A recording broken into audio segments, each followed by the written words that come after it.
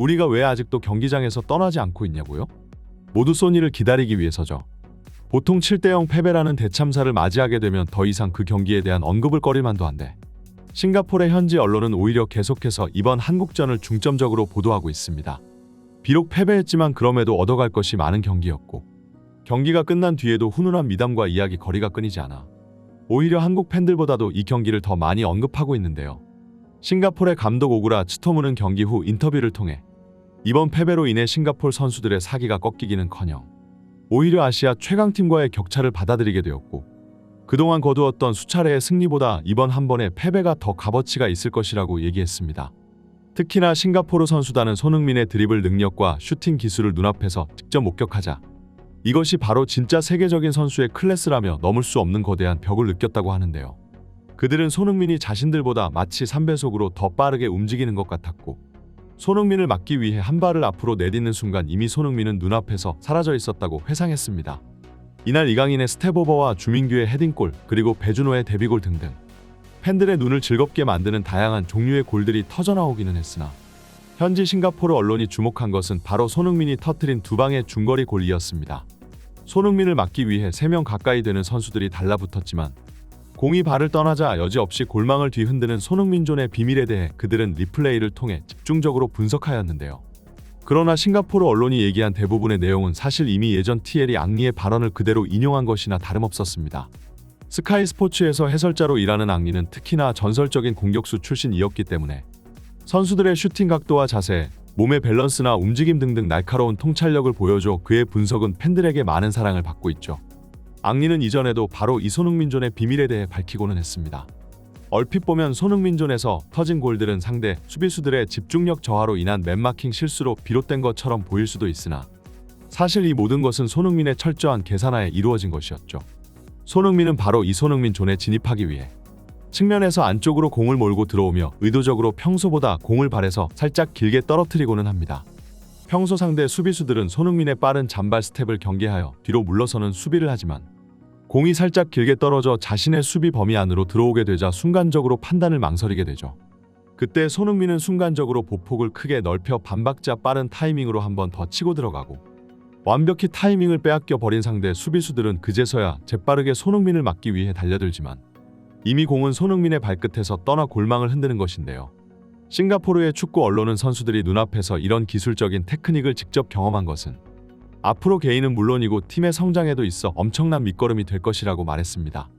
이처럼 최근 동남아 팀들은 한국을 상대로 패배했음에도 좌절하기는커녕 오히려 피드백을 통해 더 발전하는 모습을 보여주고 있고 과거 박항서에 이어 신태용과 김판곤 그리고 최근 김상식까지 아시아 지역에서 전술적으로 높게 평가받는 한국인 감독들이 이동해 언더독의 반란을 이끌고 있으니 이들의 성장세를 지켜보며 한국 축구 팬들은 우리가 높은 자리에 있다고 자만해서는 안 되며 끊임없이 발전을 추구하면서 아래에서 치고 올라오는 팀들을 계속해서 경계해야 한다고 주장하고 있습니다. 동남아 축구와 한국 축구의 격차는 기본적으로 시스템은 물론이고 인프라와 선수단 퀄리티부터 많은 차이가 나지만 그들이 앞서는 것이 단 한 가지 있다면 바로 축구협회를 이끄는 인물들인데요. 최근 인도네시아의 돌풍과 태국의 상승세를 지켜보며 한국 팬들은 그들을 이끄는 인물들이 경기장 안팎으로 굉장히 많은 일들을 해내고 있다는 걸 알게 되었습니다.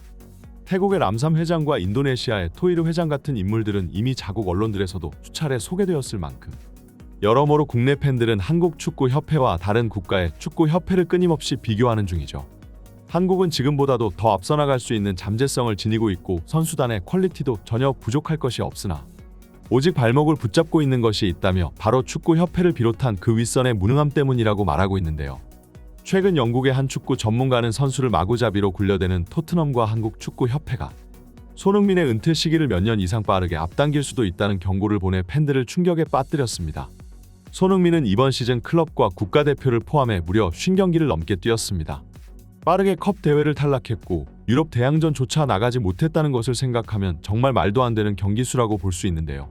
심지어 다음 시즌에는 토트넘의 유로파 리그 진출이 확정되었고 손흥민 선수의 경기수는 더욱 늘어나게 될 것입니다. 앨런 시어러는 국가대표에서 단 한 경기도 휴식을 취하지 못한 채 돌아오는 손흥민의 상황에 의문을 표했습니다.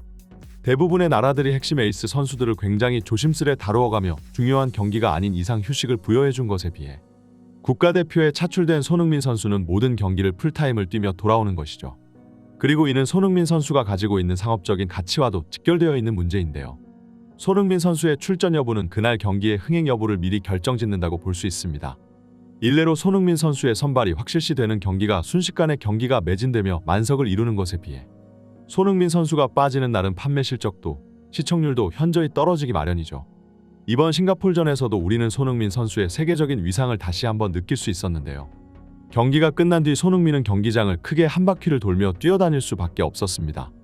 보통은 원정 팬들 앞으로만 가서 가볍게 인사를 건네고 터널로 들어가기 마련인데 손흥민 선수를 구경하기 위해 싱가포르 현지 팬들이 자리를 뜨지 않고 아직도 관중석을 지키고 있었기 때문이죠. 7대0이라는 대참사 스코어에도 불구하고 홈팬들이 경기 종료 후까지 자리에 남아있는 것은 정말 보기 드문 장면인데요. 사실 적진에 입장한 한국 선수단 입장에서 굳이 상대팀 팬들까지 일일이 챙겨줄 이유는 없었으나 팬들을 대하는 손흥민의 품격 있는 태도는 이미 전 세계에서 유명하고 그들은 항상 손흥민이 우리 팀 상대팀 가리지 않고 항상 마지막까지 남아 모두에게 팬서비스를 해주고 들어간다는 것을 알고 있었습니다. 그렇기에 한국이 매번 원정을 갈 때마다 팬들을 위해 경기장을 크게 한 바퀴를 돌며 뛰어다니는 손흥민 선수의 모습을 쉽게 찾아볼 수가 있는 것이죠. 이처럼 전 세계에서 강렬한 아우라를 내뿜으며 팬들을 끌어당기는 손흥민이라는 선수의 가치는 경제학자들로부터 거의 걸어다니는 대기업 수준이라는 평가를 받고 있습니다. 최근 언론 매체에 따르면 우리나라 축구 대표팀이 싱가포르를 상대로 7대0 대승을 거둔 날 편의점의 맥주와 안주 매출이 전주 대비 각각 30% 이상 급증했다고 하는데요. 심지어 얼음과 아이스크림 등 매출도 50%가 넘게 껑충 뛰었다고 전해졌습니다. 최근 국내 치킨 업계가 치킨값을 올리며 네티즌들 사이에서는 유명 치킨 브랜드 불매운동이 벌어지고 있지만 그들도 손흥민의 맹활약을 보고는 도저히 참을 수가 없었는지 이날 치킨 프랜차이즈의 매출이 전주 대비 1.5배까지 급등했는데요. 게다가 이것은 한국에서만 일어나는 일이 아닙니다. 응원팀이 골을 넣을수록 경기에 더 몰입하는 것은 당연하지만 그 반대의 상황, 자신의 응원팀이 골을 먹힐수록 팬들은 TV를 끄기 마련이죠. 하지만 이번 경기 싱가포르 국민들은 자국 선수들이 무참히 깨져가며 7골이나 먹혀가는 와중에도 시청률 하락이 거의 없었다고 전해집니다.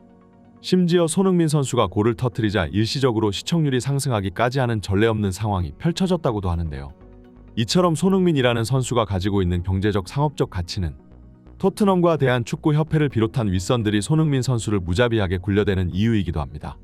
손흥민 선수가 나오냐 마냐에 따라 경기 흥행이 결정되기 때문에 선수의 몸 상태를 갈아가면서까지 강제로 경기에 출전시키고 있고 아이러니하게도 손흥민 선수의 가치가 올라가면 올라갈수록 오히려 혹사는 더욱 심해지는 것이죠.